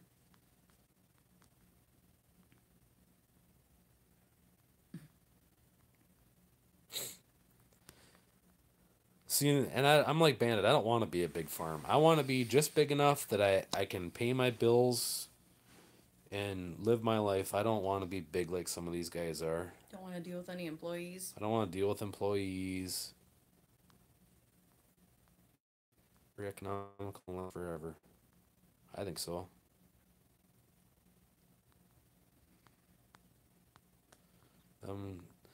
Double odd series are good tractors. I think so. I'm happy with mine. I would like to, after I finally get a 74 and I can relieve the 64 of a lot of its duties, I would like to go through and completely rebuild it. go through and redo the whole motor, do the transmission, go through everything so it's basically new, repaint it, and hopefully it'll last me the rest of my life. And then after I get that one done, then the 7400, I'd like to do the same thing because I'd like to see if I could farm the rest of my life with them. Nothing wrong with the 6400 or another one. I just want It's a little small to do. the 6400 with only being the 4-cylinder and only 85 horse and a smaller tractor. He's just a little light in the hills. I, basically, a 7400 is more weight, the 414 6-cylinder turbo, and 105 to 115 horsepower. So,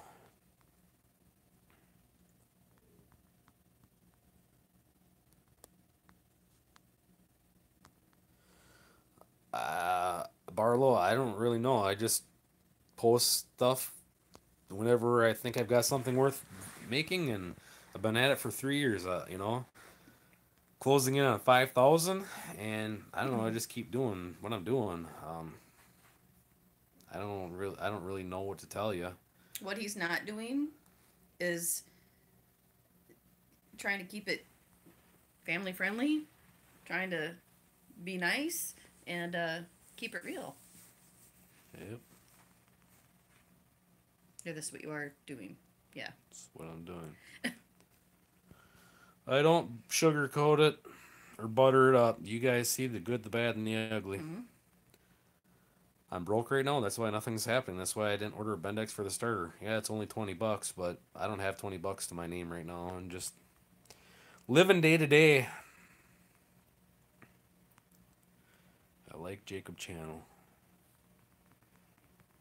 3300 is 2,918 hours at the start of 2018. That's a pretty low ordered machine too.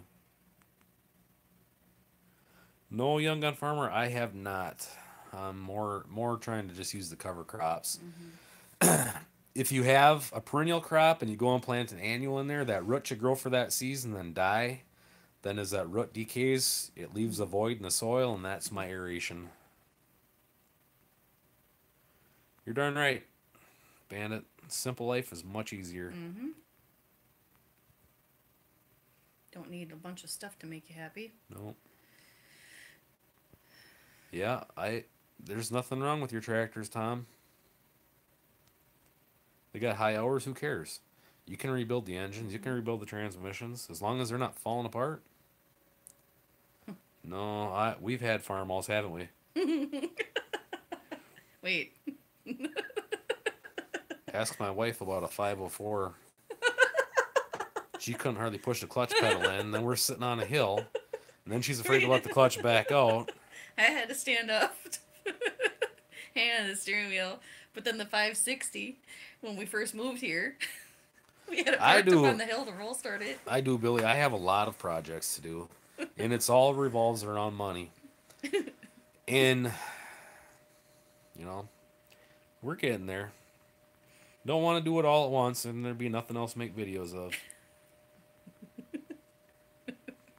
May I see 1105? Did I miss him somewhere? Because I didn't see him come in, but somebody said hello to him. Timer said hi to him, but I don't see him. You need a loan. Yeah, no, we don't. I mean, that'd be great, but goal is no more debt. Just like Brad says, I'm not gonna buy something for $20 because I have no money. Well, let's just like tough it out. And Better. I appreciate that, soybean farmer. And the other thing is, if I make videos and I sound like I'm being pushy or whatever, I don't mean to sound pushy. With pushing no-till or pushing cover crops or anything like that. I don't mean to be pushy or sound pushy. But, like, the end of this month, I got to shave this before, but I'm going to see how long this will get until my speaking event here at the end of the month. Leave it. But,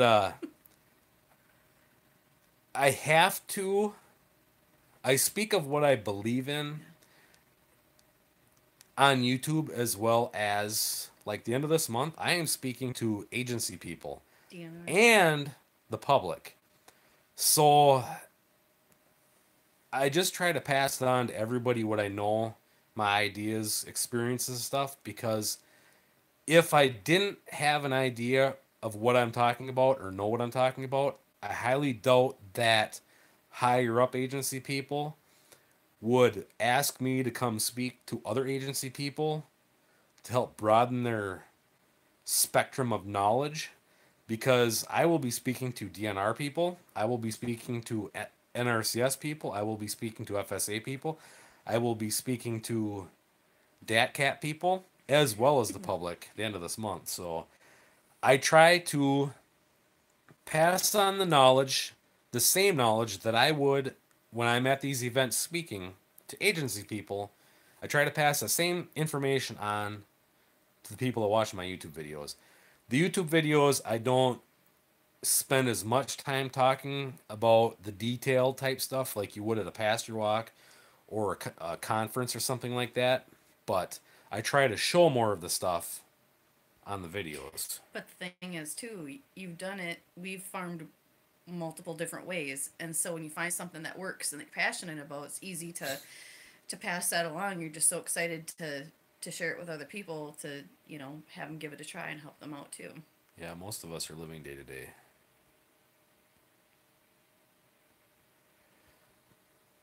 Honestly, I can't tell you because we really do not use any antibiotics or anything unless we have an outbreak.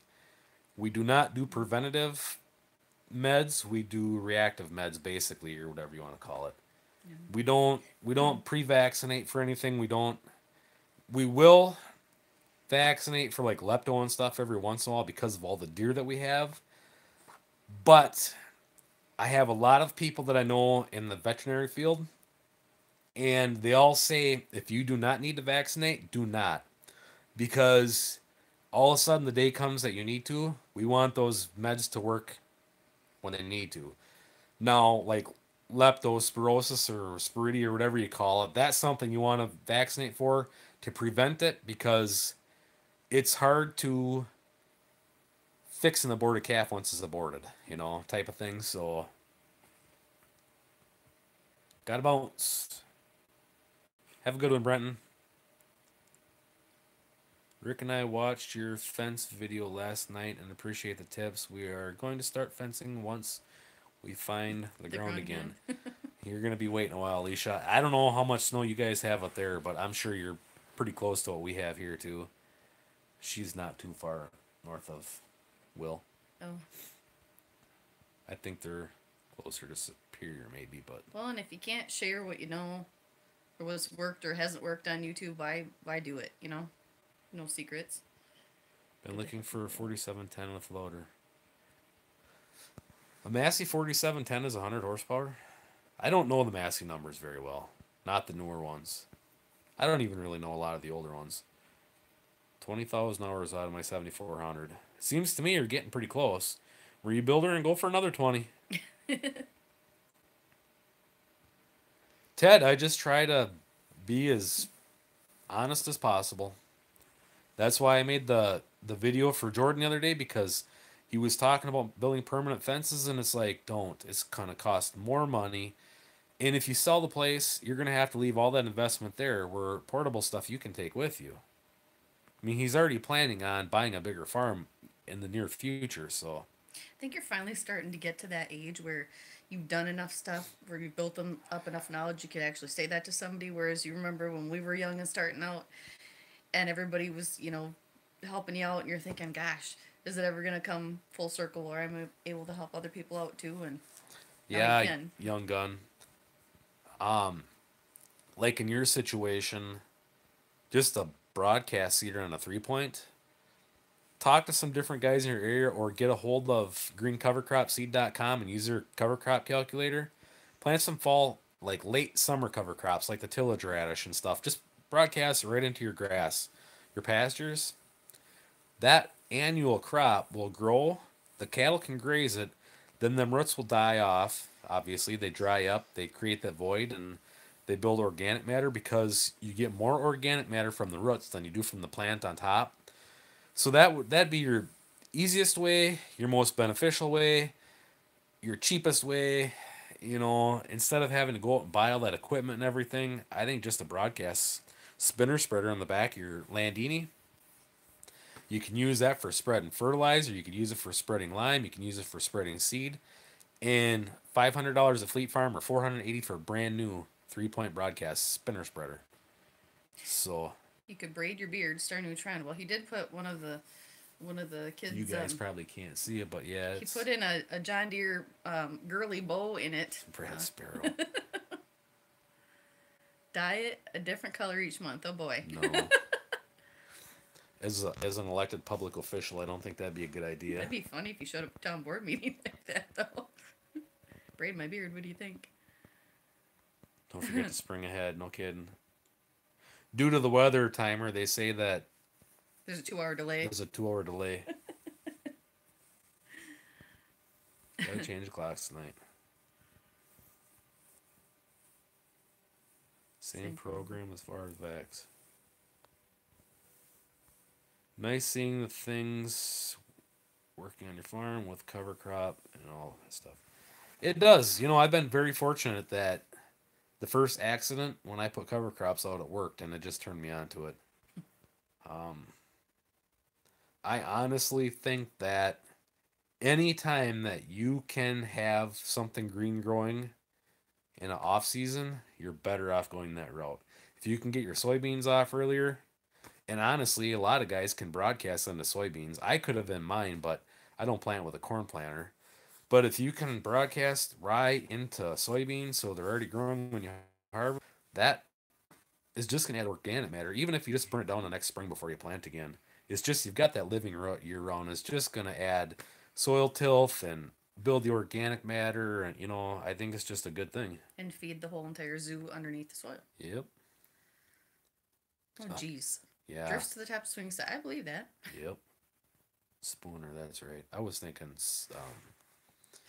if it's Superior, calves, but- is it dairy calves or is it beef calves? Because if it's dairy calves, there's like a gel that you can, it's called Equalizer, and you give it to them like within, an hour or so after them being born. It just helps with the antibodies. It has, I don't think it just helps with E. coli. I think it helps with a couple other things too. It helps boost up immunity.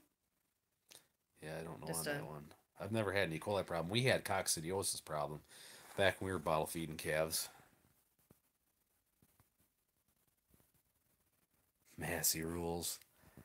Yeah, it does on the Geiger farm. Each their own, right? Which I got nothing against any color tractor. I just prefer green ones. I grew up running all of them. But we always liked the John Deere the best. And I always, for me, found it that I liked working on John Deere the best. I've wrenched on all of them. They're all equally a pain in the ass. They're all equally this. Everybody says that this brand is more expensive than that brand, and baloney, because if you deal with aftermarket parts companies like a lot of us, an injector pump is the same price as for a John Deere, whatever, as it is for a Massey, whatever, as it is for an International, whatever. It's on what you prefer. I mean, if I go out to South Dakota this summer, because Ted Kaler owns an International, do you think I'm not going to drive it because it's red? No, I'm going to drive it because it's badass. I mean, if I went down and visited Mr. Geiger to see his organic operation and he offered me to drive his Massey, do you think I'm going to say no because it's a Massey? No, I'm going to drive it because it's a tractor. I got nothing against them. I just prefer John Deere. It's what I know. It's growing up, we had International. I drove Alice. We had Farmall. We had them all. It's just I like the John Deere the best. Nothing against any of them. Ted says the mixed cover crop deal is sweet. Yes. The more diversity you can put in your cover crop mix, the better. You need some deep rooted plants, some shallow rooted plants, some, legumes in there, the whole kit and caboodle. Yeah, Ethan, we could. We don't get into the whole labeling, marketing type of stuff, talking about, like, for instance, calling something antibiotic free because all meat has to be antibiotic free, that type of thing. Yeah. That's why there's a withholding period when you do give a medication to an animal. And that's why when you're milking cows, if you treat a cow, there's a milk withholding period. all food is antibiotic free regardless. It's just, and for us, a lot of our beef never goes to market. It goes straight to the butcher shop. If you guys look back earlier, my buddy Will from the Weekend Homestead, he buys beef from us. He buys pork from us. A lot of our stuff is sold directly to our customers who are repeat customers year after year after year. So very few of our animals actually go to a sale barn.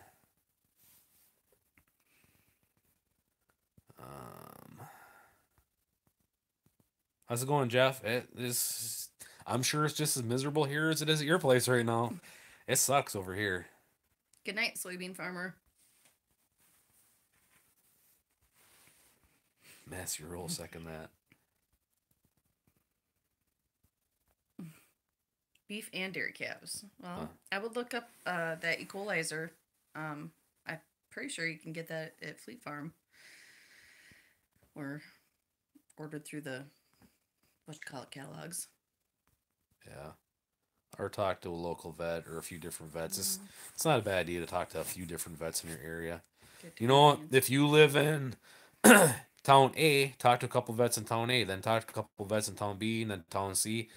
Get some different ideas or advice from a few different people. Mm-hmm. Too scared to put anything in beans. With the green stuff, yeah. I have a Massey good old tractor. Yeah. Yeah, and you got a couple nice Fords too. I drove them all. I would love to come out and help you guys out. Problem is, I'm sure when you guys are going to be doing hay, I'll be doing hay. But I think we should make a trip out to Lake Skakawea and I'll go fishing. We need to make a trip anywhere. Thanks, Jack. Have you heard things good about Mahindra? I honestly haven't heard much about him. I saw a few reviews on him a few years ago, but LS is the new big one in the area. Actually, the co-op that we're a membership of started selling them, and a lot of people are buying these LSs now in the neighborhood, and I don't know. To me, I've been seeing videos of them where they're kind of a piece of junk, but I don't know. It's all computer issues. I don't know nothing about the sheep industry. Goats, on the other hand, goat dairies are getting to be big. If you have a Mahindra dealer around you, I wouldn't hesitate to deal with them and see if they can't set you up with a demo.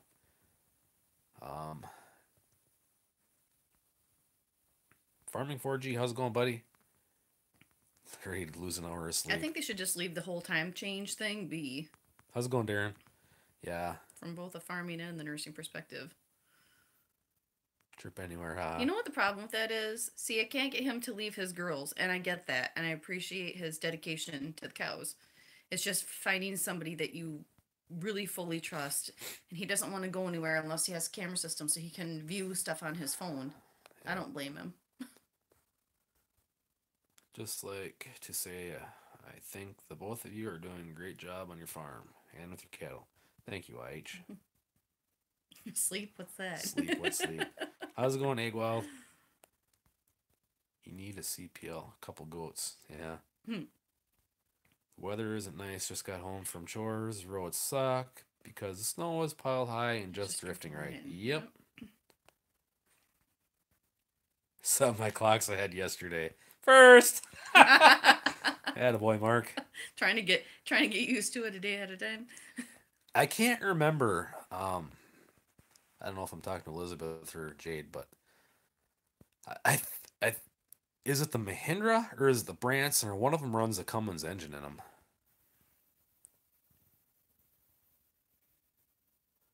Like a simple tractor, kind of like the other brands were 20 years ago. Exact. I agree with you. Pre-computer crap. Right. Pre-computer brain. That's why when I'm talking tractors, they start throwing off model numbers at me, and it's like, no, I will not go newer than a 7410. I will not go newer than a 7610. I don't want anything newer than a 10 series, because the 20 series, you start getting too much electronic crap in them. And I can't remember if all the 20 series or just some of them have feed-by-wire from the throttle down to the injection pump and stuff like that. Some of them go through a computer. I don't want none of that crap. I want a cable or a rod from my throttle handle to the injector pump. I don't want none of this any more electrical crap than I have to get. I agree on the time. We don't obviously milk cows, but growing up milking cows, it's like, if you just keep them on a schedule. Billy, I thought about it. Thought about raising Billy's from my cousin. He's gonna be milking almost 500 here very soon, so he's gonna have a lot of little ones. But problem is, the only place that I can really market them and make money is down in Zumbrota, Minnesota, and that's a long haul. So Work, farm, kids, wife, and capitals. What's that supposed to mean? there's no time to sleep. His wife must be very demanding on his time. I don't know. Maybe he doesn't mind giving up his time for that. Using new Chromecast, watching on bedroom TV. See, I now that we got our smart TV, I can stream from my phone to the TV, and that's pretty nice. But our new TV now has YouTube right on it. Yeah, which is kind of nice too. I want to go to drink with. Oh. Well, that actually goes to mow your lawn and everything else. Well, the lawn would be a good idea. As far as Zion has their own power plant, all right. I put in camera systems from Menards under $200. Can check 4 cameras from phone anywhere. Yeah, so, Tina, I was looking at an 8 camera system from, I don't remember where it was from, but I was gonna put, so I had one at the calving pens, one in each one in the steer lot, one in the cow lot, one at the pasture up here so I could see them, and then one of the whole driveway. And it had a DVR that would record for like 48 days or something like that. And then I could watch it anywhere I had Wi-Fi from my phone or the home computers. My buddy from the Weekend Homestead is a computer guru, and we just haven't got the cable put in yet for it. So once we get that put in, I'll be able to go anywhere and see my cows. I could be up the lake and check on them, or be wherever. I have neighbors that can check on them too, but it's just not the same. Jade. Yeah, Jade, I don't know. I would demo one though. I have never really heard anything bad about the Mahindra. And it seems to me they have a pretty decent reputation. Now these LS's, I drove one, it was around a 70 horse and it had a cab on it. And when you get inside of it, even when the door is open, it sounded like you were in a tin can. It was very echoey type, because they've got a lot of plastic. Everything is plastic. They don't have the nice cloth like John Deere and Case and them do. But I would demo one. I mean, if they're a decent enough dealer, they should let you demo one for a couple days. Just try one and see what you think about it. And have it at home so you can look over everything, not being a dealership kind of being rushed. That's what I would do if I were you. Oh, computer crap. Screw milking cows, laugh out loud. It's kind of nice to go be the relief milker in the neighborhood sometimes, just to get in touch with your inner dairy farm self. Yeah. 7520 is a good tractor, but not like our, yeah. Yeah, that 6603, it would be a nice tractor, but I watched your video on that one tractor, and there's just certain things I like. I love my 6400. I love that power quad transmission. I love that right-hand reverser. Only thing I wish I had, which I wouldn't change that tractor. I love that tractor, but I want to get him a big brother. I want a 7400. The 6-cylinder turbo, same transmission, same shifting basically. That 6603 Bandit, you should buy that. That'd be a heck of a good tractor. I looked them up, and there's still the 4-cylinder engine in them. I thought it said maybe it was a 6-cylinder, but it seems to me they're like a straight 9-speed. There was no power shift and none of that, which isn't a bad thing. But when you're baling and chopping, it's nice to have that 4-speed power shift, and the right-hand reverser is nice for baling.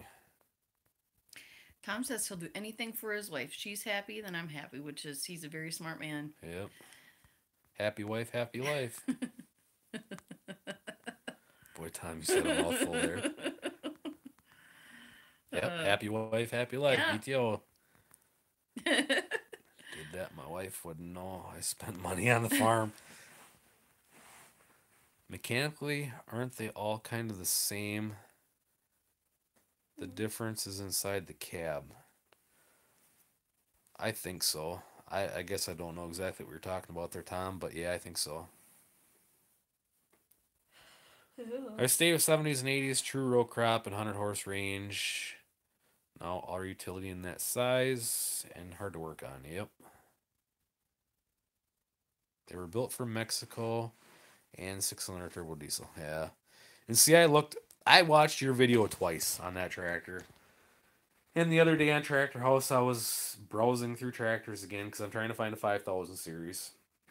I just want that 5000 series for feeding and stuff. Kind of relieve my skid steer of some of its duties.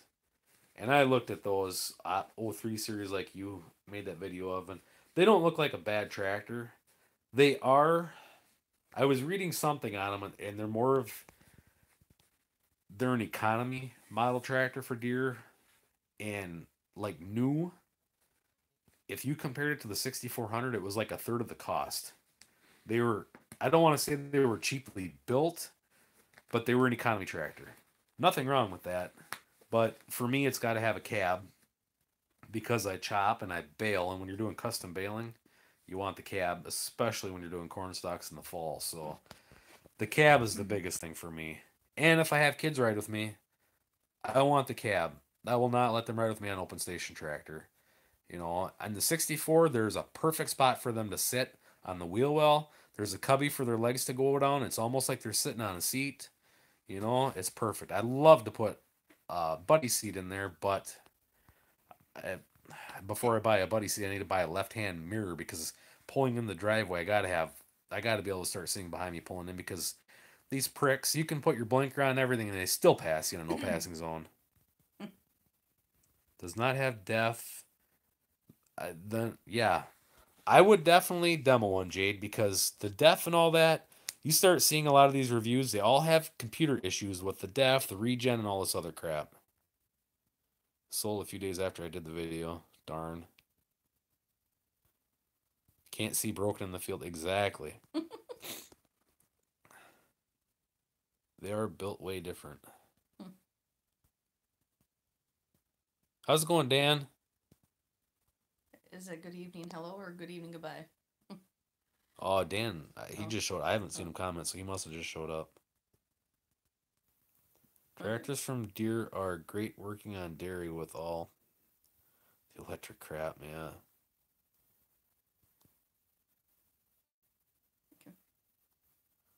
Def can freeze up also, really. Oh, jeez. One more thing to have to deal with. No, people do not pay attention driving. How's it going, Jackie? The E-Series, I mean, nothing for the manual to rot. The manure to rot. Yeah, the E-Series, like you can compare the 5075M to the 5075E. Me personally, I buy the M because it's more of the creature comforts. But I agree with you on E. There's a lot less to go wrong. Now, I don't remember. Somebody said that on like the E series that they weren't built as heavy. Now, that might be somebody blowing smoke out their ears. I don't know, but I guess that'd be something to look into too. I was gonna say something else out their ears, but I didn't. It's so funny because he tries to be so like politically correct and you know keep his mouth under control when he's on camera. But trust me, if you knew what he was really like. No bar talk on the live stream. Oh yeah. Hey, see you later, Scotty. Have a good night. Looked at 6M, pretty solid tractor.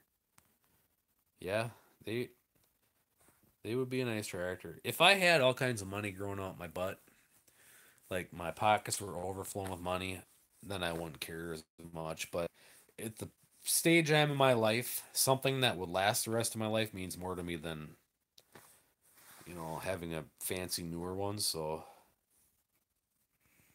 gross weight is a bit less. Def does a good job on her plow trucks. Never have to regenerate. She's got you, buddy. Power quad with E range, 32 mile an hour. Yep. Boom! Farmall Fanatic. So yeah. Anyhow, we're nearing 2 hours here already. Holy crap. Well, guys, anything else quick? Because I need to go back out and check on my cows. Um, it's been 2 hours, and I like to try and check on them every 2 hours. Not a big fan of DEF here. When it works, it's fine, but when it doesn't, it is expensive. Exactly. I don't think so either, Jade. I think emissions are a joke. I don't understand how burning nitrogen and gasoline and whatever it is mixed together to make the DEF, how burning that improves the environment, how it helps the atmosphere by not only emitting that into the air, but the plastic jugs that they use to to put it in. That's more stuff right there that's harmful to the atmosphere. And then all the cardboard boxes they put in to ship it. I don't know. Yeah, my pockets are not overflowing. They don't even jingle at all. There's not even any change in there. Not even chump change.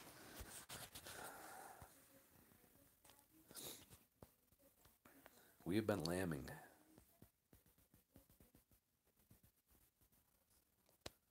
Wear a hard hat in the barn, yeah. No calves this year, huh? What's the relative feed value of rye baleage? I've never tested any. You would almost have to ask Ted. Is a rough idea, but as Ted's gonna tell you that if he were to tell you what the RFV of his rye was, it's not gonna be the same for yours because it all depends, location, fertilizer, day that it was cut, all kinds of that stuff. But I don't know if there's anywhere you can go online and kind of get a baseline of what to expect out of a type of deal. You almost have to have it tested though, so you'd know. But I don't know. My cows love the stuff. Not a big joke. Just delete it.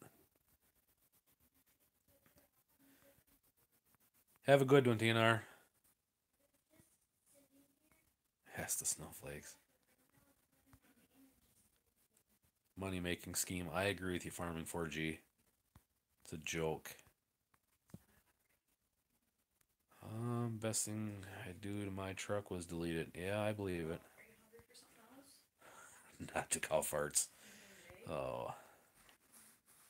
Lots of dreams for not having any money. Well, if you don't have dreams, what's the point of living?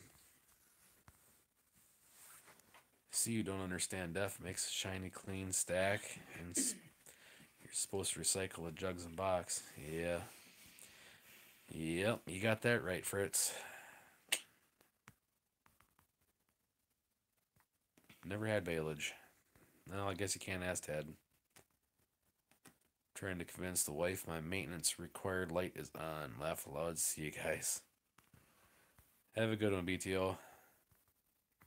Got a sweet little flock of bred sheep, so the beef slow down. Faster money with sheep on the return. Huh. Have a good one, Carl. Gonna buy EGR delete for my truck. Yeah, it's probably not a bad idea.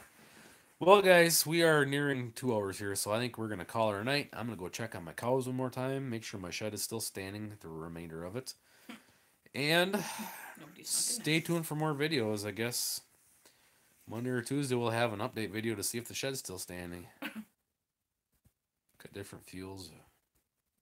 Fields are right the same day, and I've seen. Yeah, that's just the thing. Have a good one, Ted. Have a good one, Mike. Good night, Jade. See ya, Farmall. See ya, H. Have a good night, Bandit. So, thanks for watching, everybody.